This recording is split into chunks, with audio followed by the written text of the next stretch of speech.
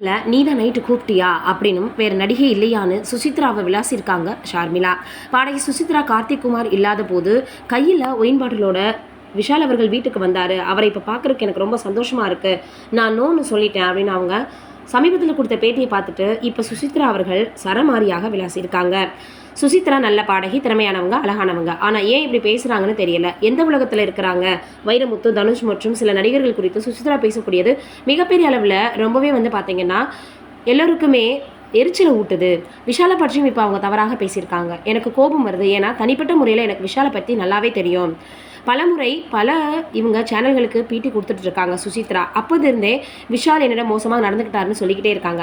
அதை விட்டுட்டு திடீரென இப்பொழுது விஷால் குறித்து பேச என்ன அவசியம்? அதாவது சோஷியல் மீடியாவில் எந்த ஒரு செய்தி விவாதத்திற்கும் வரும்போது அது பற்றி பேசுவதை சுசித்ரா அவர்கள் வழக்கமாக வச்சுருக்காங்க. அப்படிதான் விஷால் குறித்தும் பேசியிருக்காங்க. சாதாரணமாக ஒரு நண்பர் வீட்டிற்கு போவதற்கு முன்னாடி ஃபோன் செஞ்சுட்டு வீட்டில் இருக்காங்களா இல்லையான்னு கேட்டுட்டு தான் போவோம். ஆனால் விஷால் போன்ற ஒரு செலிபிரிட்டியான ஒரு ஆள் ஃபோன் எதுவும் செய்யாமல் திடீர்னு வந்தார். கையில் ஒயின் பாட்டில் வச்சிருந்தாரு அப்படின்னு சொல்வதெல்லாம் நம்புற மாதிரியா இருக்கு? அதோட எத்தனையோ ஹீரோயின்கள் இருக்காங்க. நடிகர் சங்கத்தில் தலைவராக இருக்கிறாரு. நல்ல இடத்துல இருக்கக்கூடிய நபர் கதவை தட்டினாரு அப்படின்னு சொல்வது நம்பும்படியாக இல்லைன்னு சுசித்ரா அவர்களை இப்போ பார்த்தோம்னா விளாசி இருக்கிறாங்க.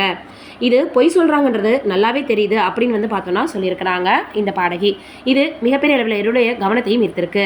ஒரு புறம் இருக்க சமீபத்தில் என்ன ஆச்சு அப்படின்னு பார்த்தோம்னா நித்யா மேனன் அவர்கள் எனக்கு இப்போ நடிக்கிறதுல விருப்பம் இல்லை, எனக்கு நல்லா படிக்கணும்னு ஆசை இருந்துச்சு, சுத்தமாக இல்லை, ஆனால் அப்பா அம்மா சொன்னதுக்காக தான் நான் பார்த்தீங்கன்னா அக்செப்ட் பண்ணிக்கிட்டேன். இப்போ கூட எனக்கு வேறு இதில் தான் இன்ட்ரெஸ்ட் இருக்குது, அப்பா அம்மாட்ட கேட்டதற்கு சரி இஷ்டப்படி செஞ்சுக்கன்னு சொல்லிட்டாங்க அப்படின்னு சொல்லியிருந்தாங்க.